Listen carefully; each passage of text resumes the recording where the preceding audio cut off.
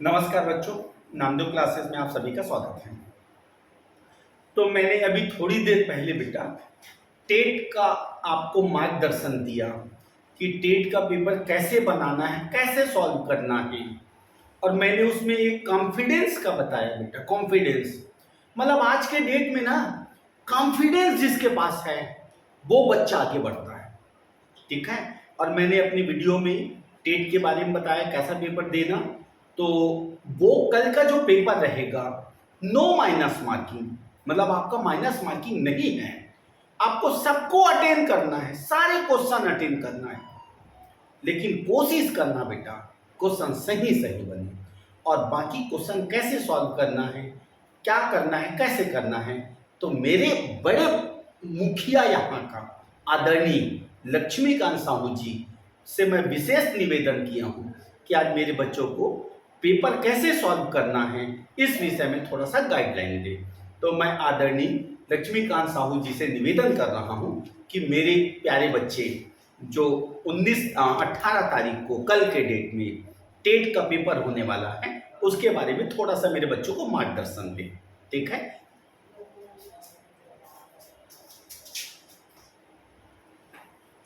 सभी बच्चों को कल आयोजित होने वाले टेट परीक्षा के लिए बधाई।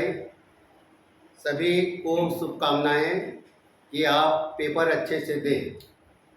लेकिन सबसे पहले हमको ये जानना पड़ेगा कि हमारा पेपर यदि हम दिला रहे हैं और हमारी तैयारी कम है या ज़्यादा है। यदि तैयारी कम हो तो हम किस प्रकार से अपना रणनीति वहाँ पे बनाएं पेपर देने के लिए। यद्यपि मैं ऑफलाइन में जो बच्चे यहाँ पे बैठे थे उनको ये बताया हूँ कि परीक्षा हाल में जाने के पहले हमारी मानसिकता क्या होनी चाहिए। सबसे पहले आप भूल जाइए कि हम परीक्षा दिलाने जा रहे हैं, तो किसी भी प्रकार से मन में असफलता के जो कारण है उनके बारे में हम सोचना बिल्कुल बंद कर दें और केवल एक ही उद्देश्य रखें कि अपने को पेपर दिलाना है। अब दिलाने के पहले मन में जो मनोवृत्ति आती है उस मनोवृत्ति के बारे में सोचना है। सबसे पहले हम क्वेश्चन को कैसे दें, मैं पहले बताया हूँ क्वेश्चन को बिल्कुल पढ़ना ही नहीं है। क्वेश्चन को शुरू से ही बनाना शुरू करना है, क्योंकि सबसे पहले आपको पता है यदि आप वर्ग 2 का पेपर देने जा रहे हैं उसमें हमारा केवल एक ही अधिकार है।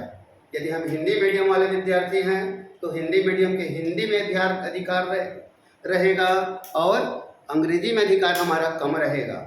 यदि हम बायो वाले विद्यार्थी हैं तो हमारा गणित में हमारा अधिकार कम रहेगा और बायो में अधिकार ज़्यादा रहेगा। और इस स्थिति में यदि हम कोई बायो वाला विद्यार्थी यदि परीक्षा देने जा रहा है और उसके सामने 15 गणित ऐसे आता है जिस गणित के बारे में उनकी सोच से बहुत दूर है वो गणित, उस स्थिति में हमारे मन में नेगेटिव फैक्टर आएगा और हम हताश हो जाएंगे और आगे जो कि पेपर जो सरल रहेगा उसके बारे में भी हमारी सोचने की जो क्षमता कम हो जाएगी। इसलिए जैसे ही हम क्वेश्चन पेपर शुरू करते हैं वहीं से हल करना शुरू कर देंगे। कैसे हल करेंगे, एक बार फिर ऑफलाइन क्लास में मैं बताया था, फिर भी यहाँ पे ऑनलाइन क्लास के माध्यम से फिर एक बार मैं आपको सचेत कर रहा हूँ कि हम क्वेश्चन पेपर कैसे बनाएं। क्लियर। सबसे पहला क्वेश्चन आए, पता है इसमें होता है A, B, C और D। क्वेश्चन पेपर हल करते करते है ना, यदि हमारा पहला क्वेश्चन का आंसर पता है और यदि आंसर पता है तब क्या करेंगे, हम टिक लगा देंगे। सपोज उसका आंसर क्या है, बी है, तो बी में टिक लगा के हम क्या कर देंगे, फुर्सत हो जाएंगे।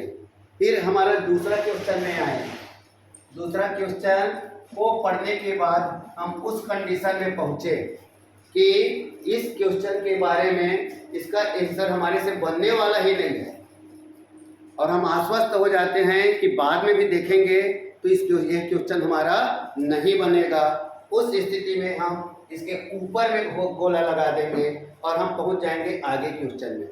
इस प्रकार से जो क्वेश्चन बिल्कुल सही है उसमें एक राइट लगाएंगे और जो क्वेश्चन के बारे में बनने की संभावना बिल्कुल नहीं है उसको गोला लगा देंगे, ताकि हम सेकंड राउंड में हल करते आएँ तो उस क्वेश्चन के बारे में सोचने का समय बर्बाद न करें। क्लियर। फिर आता है हमारा तीसरा क्वेश्चन। कुछ क्वेश्चन ऐसा होता है ना, उसमें होता क्या है ए, बी, सी और डी 4 ऑप्शन दिया है। 4 ऑप्शन देने के बाद उसमें हम पहुंचते हैं, 2 ऑप्शन बिल्कुल गलत होता है, तो 2 ऑप्शन मैदान से बाहर हो जाता है, लेकिन 2 ऑप्शन में हम फंस जाते हैं। तो उस स्थिति में क्या करना है, अपने को 2 ऑप्शन को टिक लगाना है, लेकिन आंसर पेपर में बोला ना लगा के हम आगे बढ़ जाएंगे, ताकि सेकंड राउंड में आएंगे और जब इस क्वेश्चन के बारे में सोचेंगे तो हमारा केवल सोच कहाँ होगा, केवल 2 क्वेश्चन में ही होगा। क्लियर? मान लो ऐसा क्वेश्चन है कि 2 क्वेश्चन बिल्कुल सही है और उसका चौथा ऑप्शन इनमें से सभी है, तो हम बिना डर के चौथा आंसर में क्या लगा देंगे, टिक लगा देंगे, क्योंकि हमारा तीसरा क्वेश्चन ही डिस्टर्ब कर रहा है और दो आंसर अपने को कंफर्म हो चुका है। तीसरा क्वेश्चन का आंसर कंफर्म नहीं है, लेकिन चौथा ऑप्शन में दिया है इनमें से सभी, तो हम चौथा ऑप्शन में एक ही बार में टिक लगा के हम अपना आंसर को बोला क्या कर सकते हैं। और अन्यथा यदि स्थिति ऐसा नहीं होगा तब अपने को क्या करना है कि सेकंड राउंड में जब आएंगे तब केवल दोनों क्वेश्चन के बारे में सोचेंगे और हम उत्तर के अत्यंत निकट क्या होंगे, पहुंच जाएंगे। ये कंडीशन ऐसा है। उसके बाद चौथा कंडीशन क्या होता है, देखते हैं। हमारा पढ़ते पढ़ते हम इस निष्कर्ष में पहुंचते हैं कि होता क्या है, चारों आंसर में समझ में नहीं आता, लेकिन चौथा ऑप्शन ऐसा होता है कि चौथा में क्या दिया है, इनमें से सभी सही है ऐसा दिया रहता है। उस स्थिति में बिल्कुल ध्यान देना कि वो आंसर जब हम गलत का निष्कर्ष नहीं निकाल पा रहे हैं, उस कंडीशन में ऐसा होता है कि हमारा चौथा आंसर क्या होता है, बिल्कुल सही होता है। ये तो पेपर बनाने का क्रम है। फर्स्ट राउंड में केवल सिंगल टिक लगाना है, गोला करते जाना है, काट देना है और ये देखना है कि हमारा 2 आंसर है उसको सेकंड राउंड में निपटाना है। अब आते हैं, ऐसा हल करने के बाद हम पहुंचेंगे, हमारा हिंदी मीडियम वाले हैं कि इंग्लिश मीडियम, नो डाउट देखेंगे हिंदी मीडियम वालों से अंग्रेजी का जितना भी ग्रामर होता है वो बिल्कुल नहीं बनता, केवल प्रश्न होता है, एंसिस पैसेज होता है, उसी में केवल हिंदी मीडियम वालों का अधिकार हो पाता है और जितना ग्रामर होता है कितना भी पढ़ने के बाद हमारा वो सही होने की संभावना बिल्कुल नहीं होती। तो अब क्या करेंगे, वहाँ पे जो 30 क्वेश्चन हैं उसमें से जो 10 क्वेश्चन एंसिस पैसेज का है केवल उसको पढ़ के आधार पे बनाएंगे और 20 क्वेश्चन ऐसा है जिसका आंसर अपने को पता नहीं है, तो बिल्कुल आंख बंद करके भगवान का नाम लेके केवल एक ही में टिक लगाना। ए में लगाए तो 20 क्वेश्चन में ए, बी में लगाए तो बी, नहीं तो हम सोचते सोचते क्या करते हैं, इसको लगा देता हूँ, उसको लगा देता हूँ, ऐसा लगाते लगाते हमारा पूरा 20 का 20 क्वेश्चन सही होता है। लेकिन यदि हम 20 में केवल ए या केवल बी या केवल सी में लगाएं तो निश्चित रूप से प्रोबेबिलिटी होती है 5 से 7 क्वेश्चन क्या हो जाता है, सही हो जाता है। और इसमें डरने की कोई बात नहीं है, जिसमें 1 नंबर भी नहीं मिल रहा था उसमें 5 से 7 नंबर मिल जाता है, क्योंकि इसमें माइनस मार्किंग बिल्कुल नहीं है। तो ये कंडीशन अपनाना है। उसके बाद हम क्या हल करते करते कहाँ पहुँचे, हमारा नंबर ऑफ क्वेश्चन बना 80।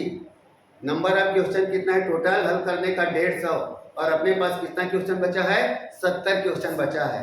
एक बार हम देखने के बाद क्या पता चला कि जो हम 80 क्वेश्चन बनाए हैं उसमें अधिकांश मात्रा में टिक किस में लगा है, बी या सी में लगा है। तो एक अपना ग्राफ बना लिए और जिसमें टिक लगा है उसको छोड़ दिए और बचता क्या है, ए और डी।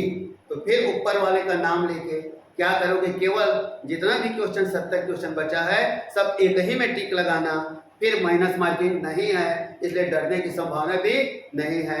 और गणित का सिद्धांत है जो प्रायिकता या प्रोबेबिलिटी कहलाता है, सही होने की संभावना कम से कम 70 में 20 से 25 होगा, जो पास होने के लिए अर्थात 100 में 75 प्राप्त करने के लिए पर्याप्त होगा।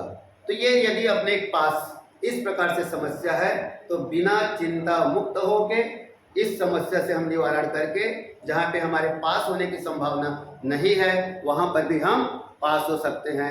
इन्हीं शुभकामनाओं के साथ आपका पेपर अच्छा बने। धन्यवाद।